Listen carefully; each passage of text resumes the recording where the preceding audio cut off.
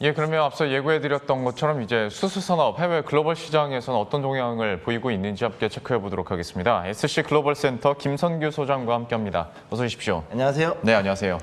사우디 얘기부터 해보도록 할 텐데 석유로 먹고 살고 또 부자가 된 나라이기도 한데 다음 스텝을 사우디도 준비를 해야 되지 않습니까? 그렇습니다. 하다 보니까 이제 수소 시장에 대해서 계속 관심을 갖고 실제로 협업도 하고 네온 프로젝트를 또 세웠는데 이게 어떤 건지 이것도 한번 설명을 해주세요. 원래 이제 니엄은 그 MBS 그 모함메드 빈 살만 왕세자가 이제 그 살만 왕이 이 여러 가지 그 자기 아들한테 이제 지금 이제 물려주려고 이제 지금까지 형제 세습이었어요. 그랬는데 이제 아들한테 물려주려고 지 사촌한테 자기 조카한테 이제 왕세자를 줬다가 또 뺏고 아무튼 이런 여러 가지 좀 그 네. 정치적인 행동을 하다가 이제 결국 이제 이 지금의 무함마드 빈 살만이 왕세자가 됐거든요. 네. 그러고 난 다음에 이제 이 자기의 그 입지를 다지기 위해 가지고 여러 가지 정책을 폈는데 그 중에서 이 가장 중요한 그 프로젝트 중에 하나가 이제 이 니엄 신도시가 되겠습니다.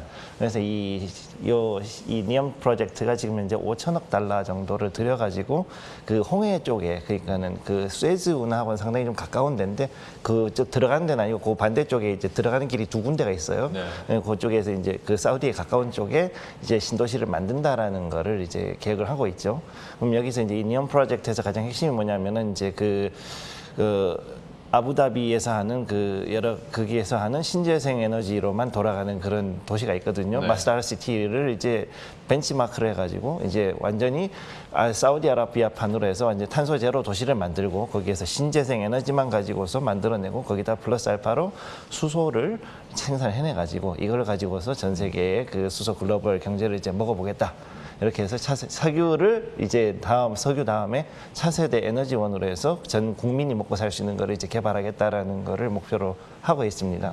그랬는데 지금 현재까지 봤을 때 이제 블룸버그 그린이라든가 이런 데서 나오는 걸로 봤을 때는 그 지금까지 그 아직은 그 수소 생산 그 비용이 킬로그램당 5달러 정도거든요, 지금. 네. 근데 이거를 봤을 때는 아직 많이 비싸단 말이죠. 그럼 이걸 여기서 더 떨궈야 되기 때문에 이 블룸버그 NEF 그래가지고서는 뉴 에너지 펀드가 있습니다. 그럼 여기에서 나온 자료를 보시게 되면은 요 2030년까지 해가지고 어느 정도 이제 그 싸게 그 수소를 만들 수 있는 나라가 어딘가를 이제 좀 체크를 해봤을 때 지금 여기에 이제 녹색으로 돼 있는 나라들이 이제 그게 가능하다라는 결론이 나오거든요. 보시면 이제 미국하고 중국, 그 다음에 인도, 호주, 그 다음에 남미 쪽에 이제 브라질이나 칠레 이쪽으로 해가지고서 이제 쭉 돼 있고, 그 다음에 유럽으로는 일단 스웨덴 쪽이 좀 보이고 있고, 나머지는 일단은 그렇게 뭐 좋지 못해요. 그리고 또 이제 일본이나 우리나라 같은 경우 사실 아직 상대적으로 좀 비싼 상태이기 때문에 네. 여기에 대해 가지고 좀 더 이제 우리도 투자를 좀 해야 되는 그런 상황에 와 있습니다. 네.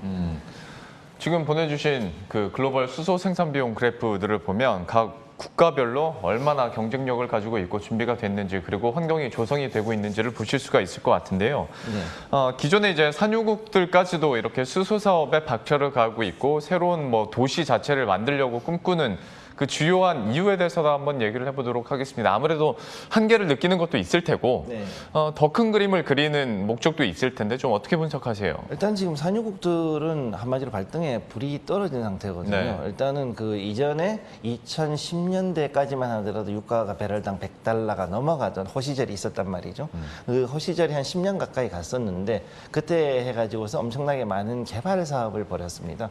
그리고 그게 마찬가지로 가스하고 석유에 대해 가지고서 그 기존에는 그 업스트림 그러니까는 채굴만 하던 것을 이제는 우리가 직접 정유해서 팔겠다 그래가지고 정유 공장을 엄청나게 지었어요, 플랜트를. 정유 플랜트를 지었는데 문제는 뭐냐면은 지금 이 상황에서 갑작스럽게 그 너무 많은 그 플랜트들이 지어지니까 생산이 많이 되죠. 그리고 나가지고 어느 시점부터 해가지고 자꾸 떨어지기 시작했는데 거기에다가 기름을 부은 게 이제 셰일 오일이 개발이 돼서 미국이 이제 그 가격 주도권을 쥐게 된 게 가장 네. 큰 원인이라고 볼 수 있습니다. 그럼 이런 상태에서 앞으로 더 이상은 기름값이 더 올라가는 것이 쉽지가 않은 상황이 된 이 마당에 거기다 플러스 알파로 지금 이제 바이든 행정부라든가 전 세계적인 그 움직임이 기후 변화로 인해 가지고 앞으로 석유를 덜 쓰는 그런 상태로 가게 됨에 따라 가지고 그러면 지금 현재 있는 석유를 가지고 어떻게 하면 우리가 먹고 살거나 혹은 더 친환경적으로 가느냐 이거에 대한 거를 이제 생각을 하게 된 거죠. 실제로 그 블룸버그 그린에서 나온 이 기사를 보면은 앞으로 2040년까지 이 모든 산유국들이 기업들이 최소 13조 달러 이상의 손실을 보게 될 것이라고 하는데 이렇게 되면 사실 이거 먹고 살기 진짜 힘들어집니다. 네. 그리고 지금 현재로 굉장히 국채를 많이 발행한 상태이기 때문에 이거를 커버하기 위해서는 결국은 지금 있는 이 기존의 석유 산업만 가지고서는 더 이상 넘어갈 수가 없는 거죠.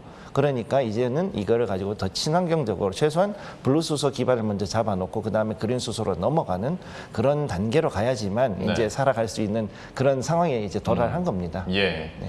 그러다 보니까 기존의 산유국들은 자기들끼리 카르텔을 만들어서 진입 장벽도 굉장히 높게 세웠다가 이제 반대로 수소 산업으로 진출을 하려니까 이제 해외에 있는 그들 입장에서 해외에 있는 다른 기업들과도 협약을 좀 맺지 않습니까? 네. 실제로 현대중공업과 아람코 협약도 있었고 특히 우리나라 기업하고 이제 중동 국가들과의 협업 소식도 이따금씩 들려오고 있는데 관련해서 좀 주목하고 있는 프로젝트나 기업들이 있을까요? 일단은 지금 제가 볼 때선 주목해야 될 건 일단 지금 이름을 바꿨는데 DLENC라 그러죠. 대림산업 옛날에 대림산업 이제 DLENC로 이름을 바꿨는데 여기가 좀 주목을 해야 될 것이 우선 이란하고 관계가 상당히 좀 깊기 때문에 앞으로 이제 물론 그 미국이 독자 제재를 계속 걸어놓고 있고 여러 가지로 좀 그 힘들게 할 수는 있겠지만은 앞으로 봤을 때 이란 쪽에서 하는 이 가스라든가 그 다음에 정유 터미널 쪽에 대한 실적이 좋고 그래서 관계가 좋기 때문에 만약에 여기에 대해 가지고 좀 더 그 기술이 좀 더 습득이 되고 들어간다 그러면은 충분히 이제 더 올라갈 수 있는 앞으로 이제 그 퍼포먼스를 좀 낼 수 있는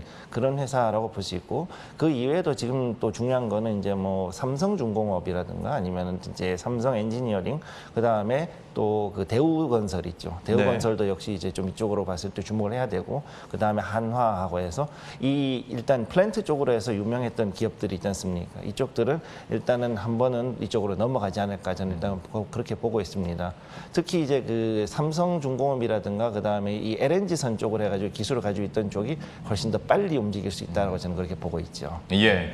자, 이렇게 주요 기업들을 살펴봤는데 그러면 이것을 어떻게 사업화 시킬 것인가에 대해서도 구체적으로 한번 얘기를 나눠보자면 아직은 수소하면 이제 뭐 수소차가 제일 먼저 생각나는 게 사실인데 에너지원 자체가 바뀌는 거니까 우리가 예상해 볼 수 있는 사업군도 다양해질 수 있을 것 같고 그리고 또 한 가지 여쭤보고 싶은 게 이번 수혜주나 사고로 인해서 수소 사업이 더 각광을 받고 있다라는 얘기가 있던데 이거는 왜 그런 겁니까? 사실 이제 그거는 약간은 좀 곁가지 이야기일 수는 있는데 네. 우선 수에즈운하 사고는 일단 물동량 자체가 완전히 묶여버리는 사고였지 않습니까? 네. 그러면 이런 걸로 봤을 때는 자 그러면은 이게에서 제일 큰 문제가 뭐냐면 지금까지 그 수에즈 운하를 통해 가지고서 옮겨가는 그 두바이유나 아니면은 브렌트유가 거기서 이제 남쪽으로 해서 내려오는 경우가 있었는데 네. 그 물동이 완전히 막혀버린 거예요. 그러니까 이것 때문에 이제 앞으로 이 석유만 가지고서 이렇게 하기는 좀 어렵다.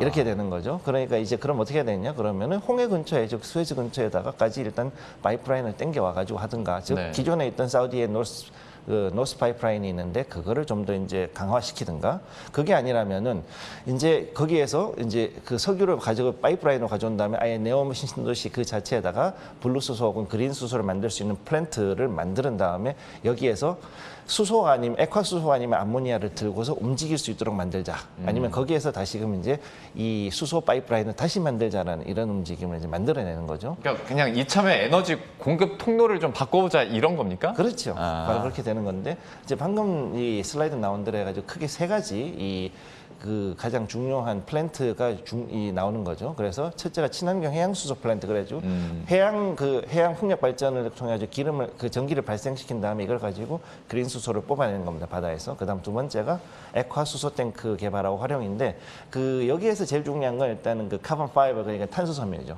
근데 탄소 섬유가 이제 좋은 점도 있지만 나쁜 점이 뭐냐면 얘가 두 가지가 나빠요. 첫째가 뭐냐면은 생각보다 힘이 약해요. 그래서 반드시 밖에다 그 금속재, 즉 스틸러이나 알루미늄 아니면은 이제 그 스테인레스로 된 용기로 반드시 싸줘야 되는 거 첫 번째가 있고 두 번째가 뭐냐면은 얘가 이제 환경오염을 오히려 더 불러일으킵니다. 탄소섬유는 일단은 부러지거나 분진이 발생하면 이게 오히려 그 성면만큼이나 안 좋은 그 미세 그 분자가 파리클이 발생하기 때문에 예. 이거를 어떻게 처리하느냐도 사실 이제 또 이제 많이 어려운 거거든요. 그리고 또 이제 거기에 따라 가지고서는 주로 이제 이 탄소 섬유만 하는 게 아니라 CFRP 그러니까 이제 카본 파이버에다가 이제 그 플라스틱 수지를 넣어 가지고서 만든 CFRP를 가지고서 이제 용기를 만들고 그거를 이제 그 스테인레스로 된 용기로 싸는 이런 이중 방식으로 해서 보통 가게 될 겁니다. 이제 그래서 세 번째는 뭐냐면 아까 말씀드렸던 암모니아 탱크를 만들고 그걸 운송한 다음에 이 암모니아를 환원시켜 가지고 질소 비료라든가 그다음에 수소를 같이 뽑아내는 이런 방식으로 이제 가는 것이 있는데 이 세 가지가 모두 화학 기술이 있고 여기에 대해서 대규모의 플랜트가 소요가 되고 네. 또 거기에 따른 그 각종 그 환원 기술이라든가 혹은 이제 수소 추출 기술들이 사용이 되기 때문에 여기에 대해서 이제 우리가 좀 주목을 해야 될 필요가 있고 여기서 하나 더 추가하자 그러면은 기존에 있는 석유 그 플랜트가 있지 않습니까? 네. 그러면 여기에서 우리는 CCS 그러니까는 카본 컬렉팅 앤 스토리지 그래서 이제 탄소를 포집해 가지고 저장하는 그런 시설들이 추가로 이제 앞으로 붙게 될 건데 이쪽도 일단 단기적으로는 플랜트 사업에서 이제 좀 각광받을 수 있는 그런 분야라고 볼 수 있습니다. 그러면 방금 소장님이 이렇게 소개해 주신 세 가지 수소 관련 사업 같은 경우에 우리나라 기업들의 경쟁력은 얼마나 되는지도 좀 궁금해지는데요. 일단은 이제 그 가장 중요한 건 수소차 경쟁력, 정확히 수소 연료전지 있지 않습니까? 예. 연료전지의 경쟁력이 가장 중요한데 이 연료전지가 어떻게 되냐면 현재 도요타 미라이하고 그다음에 우리나라 넥소하고가 이제 가장 상용화되어 있는 수소차지 않습니까? 그런데 이 수소가 얼마나 이 효율이 좋으냐면은 킬로그램당 대충 한 92kg에서 아니면 97kg까지 가요. 근데 이게 보통 한 7에서 8kg 정도를 지금 이제 탱크를 가지고 있는데 네. 그러면 이 정도의 그 능력을 이 정도의 그 수소가 된다 그러면 앞으로 이제 만약 수소가 킬로그램당 1달러까지 떨어지면은 충분히 채산성에서는 이미 내연기관을 앞서버리는 거죠. 그러니까 앞으로 봤을 때 이건 충분히 가능성이 있다고 보니까 그러면 여기에서 이제 그 도요타하고 그다음에 현대가 가장 큰 기술을 많이 가지고 있고 현대차가 그럼 여기에 맞춰가지고 현대중공업이 같이 붙어가지고 진행을 했을 때 네. 그러면 여기서 시너지 효과가 발생하는 거죠. 즉 범현대가 재벌들이 이제부터는 어떻게 좀 움직일 것이라고 저는 일단 그렇게 보고 있는데 예. 여기에서 제일 중요한 거는 일단 그 현대중공업에서 지금 현재 내놓은 이 다이어그램이 있습니다. 수소 밸류 체인에 대한 다이어그램을 보시게 되면은 이 밸류 체인에서 일단은 해양에서 먼저 이것들을 운송하거나 혹은 만들어내는 것들, 수소를 생산하고 그 다음에 또 수소 추진선이라든가 이제 수소 관련된 여러 가지 그 운반선을 만들어내고 그다음 지상에서는 이제 육상에서는 이걸 또 파이프라인으로 옮기든가 아니면은 이제 탱크로리라 이런 걸로 가고 그다음에 또 역시 수소 연료 전지로 가는 거죠. 중요한 거는 수소를 떼서 그냥 태워서 가는 게 아니라 수소를 가지고 연료 전지 즉 전기를 만들어가는 전기차이기 때문에 네. 여기에서 우리는 훨씬 더 경량화돼 있으면서도 어떻게 보면 좀 더 안전하게 갈 수 있는 그런 차를 앞으로 만들어내는 게 이 차세대 그 수소차의 목표라고 보시면 되겠습니다. 그러니까 어떤 이제는 만드는 것뿐만이 아니라 이것을 어떻게 사업화해서 활용할 것까지에 대해서도 구상들이 나오고 있고 방금 얘기해 주신 것처럼 현대중공업 그룹 같은 경우에는 이제 수소 시장과 관련해서 어떤 밸류 차이인 자체를 좀 완성하겠다라는 목표들을 가지고 있는데 앞으로의 흐름들을 계속 지켜보도록 하겠고 이외에도 다른 중공업들이나 요즘에는 뭐 철강사들도 수소 관련된 사업들을 뭐 펼치겠다고 공시를 내놓고 있기 때문에 국내 기업들의 뭐 활약들도 계속 지켜보도록 하겠습니다. 국내 기업들이 그러면 어쨌거나 이런 초기 시장에서 글로벌 시장의 경쟁력 그리고 시장 점유율을 뺏어오기 위해서 어쨌거나 전략이 필요할 테고 순서라는 것도 필요할 텐데 좀 어느 부분에 어떻게 공략을 해야 우리나라 국가 기업들이 좀 여기서 두각을 나타낼 수 있을 것인가 좀 아이디어 좀 제시를 해주시죠. 일단은 지금 두 가지 부분으로 갈라야 되는데 수소차 부분은 이미 이제 우리 현대차 그룹이 거의 탑 티어 수준으로 일단 기술을 가지고 있습니다. 네. 그래서 여기에 대해서는 특별히 언급할 필요가 없고 여기에서는 이제 뭐 현대차 그룹하고 다른 기업들이 어떻게 상생하느냐 이 정도로 이제 보시면 되는데 문제는 이제 대규모로 수소를 생산해내는 플랜트 부분이 이제 가장 큰 이슈가 되겠죠. 이 지금까지 해가지고서는 턴키 방식으로 럼섬 턴키 방식 그래가지고 어만큼의 이제 어느 예산을 주고 나면 이걸로 해가지고 네가 알아서 다 만들어라 이런 방식으로 갔었단 말이에요. 네. 그런데 그렇게 하다 보니까는 그 상당히 많은 그 플랜트 업체들이 손실을 보기도 했고 여러 가지 좀 문제가 있었었는데 이제 지금 상태에서는 가장 필요한 게 이제 프로큐먼트하고 그 컨스트럭션, 그러니까 EPC 공사라 그러는데 그 중에서 그 조달하고 그 다음에 그 시공에 대해서는 이미 어느 정도 경쟁력이 갖춰져 있으니까 그거는 문제가 없다고 보고 있는데 제일 중요한 건 이제 엔지니어링, 그러니까 설계죠. 설계하고 그다음 거기에 대한 기초 기술이 제일 중요하다고 볼 수 있겠습니다. 그리고 더 중요한 것은 뭐냐면은 여기에서 우리가 그 적극적으로 활용해야 될 게 밸류 엔지니어링 기술이라는 게 있어요. 미국동 공병단, 그러니까 우리나라 미군이라든가 이제 전 세계 미군에서 쓰는 그 밸류 엔지니어링이라는 게 있는데 지금은 물론 이제 다른 데서 코스트 플러스 계약이라는 걸 해가지고서는 뭐 좀 더 비용이 많이 나가면은 거기에 대해서 보상을 해준 시스템이지만 밸류 엔지니어링은 새로운 기법이 나오면 거기에 대해 가지고서 그 절감한 비용만큼을 더 보상으로 지급해주는 이런 시스템이기 때문에 이런 것들을 적극 활용해가지고 앞으로 이제 더 좋은 그 시공법을 만들고 그다음에 거기에 대해서 비용을 줄이는 것들을 연구하는 게 더 필요하다 그렇게 볼 수 있겠습니다. 예. 글로벌 시장을 공략하기 위한 팁들까지 이렇게 들어봤는데요. 그럼 마지막으로 투자 관점에서 좀 한번 얘기를 듣고 싶어서요. 네. 사실 여전히 되게 멀게 느껴지는 사업군 중에 하나고 지금으로서 앞에서도 잠깐 말씀드렸지만 수소한다면 지금으로 제일 먼저 손에 잡히는 건 수소차다 보니까 그러면 수소차 바라보고 현대차나 아니면 관련 부품주들에 투자하는 게 맞는 건지 아니면 우리가 앞에서 또 어떤 밸류체인 관련해서 얘기를 했으니까 현대중공업 그룹을 눈여겨봐야 되는 게 맞는 것인지 아니면 또 앞에서 얘기했던 플랜트 관련해서는 뭐 삼성 엔지니어링 쪽으로 가야 되는 거지 너무 다방면이어서 이거 좀 투자 포인트에서 좁혀주시겠어요? 일단은 수소에 관련해서만 국한해서 일단 말씀드리는 거고 개인 의견이니까 그렇게 네네. 말씀을 드리면은 일단 현대중공업 그룹에 있는 것들을 우선적으로 보실 것을 보내드리고 그 다음에 다음으로 보면은 이제 현대차 그룹.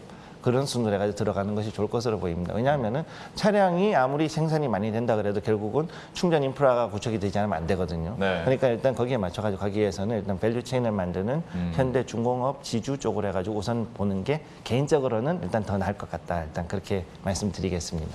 앞에서도 중요한 포인트들을 굉장히 살짝 얘기해 주셨는데 지금은 수소 포인트만으로 투자하기에는 약간 뭐 모멘텀이나 탄력 자체가 좀 떨어질 수는 있습니다. 다만 이것으로만 국한했을 때는 현대중공업 그룹 같은 경우에 역시 수소 시장에서 두각을 나타낼 수 있기 때문에 한번 눈여겨봐도 좋겠다라는 코멘트까지 이렇게 들어봤네요. 수소 시장에 대해서 그리고 수소 사업과 관련해서 이렇게 이야기 나눴는데요. SC 글로벌 센터의 김선규 소장과 함께했습니다. 오늘 말씀 고맙습니다. 고맙습니다.